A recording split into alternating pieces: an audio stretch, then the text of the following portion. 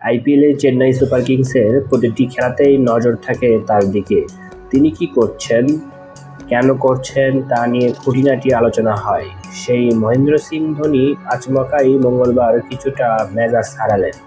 তার দিকে ক্যামেরা তাক করে রাখায় ক্যামেরাম্যানকে বোতল ছুঁড়ে মারতে গেলেন ধোনি।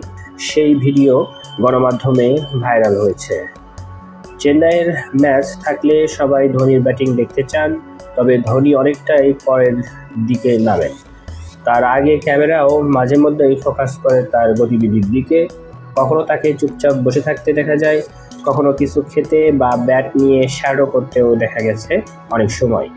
তবে খেলার মাঝে বারবার মানুষের নজর তার দিকে ঘুরে যাক, সেটা তিনি চান না। মঙ্গলবারই তার উদাহরণ দেখা গিয়েছে। ক্যামেরা তার দিকে তাক করার পর দেখা যায় ধোনি নিচু হয়ে জলের বোতল নিচ্ছিলেন। সেটি থেকে জল পান করার আগে ধোনি বুঝতে পারলেন ক্যামেরা তার দিকে তাক করা।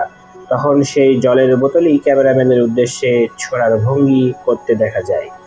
সঙ্গে সঙ্গে ধোনির দিক থেকে ক্যামেরা ঘুরিয়ে নেওয়া হয়। ধোনি রেগে গেলেও এই ভিডিও দেখে মজা পেয়েছেন তার সমর্থকেরা।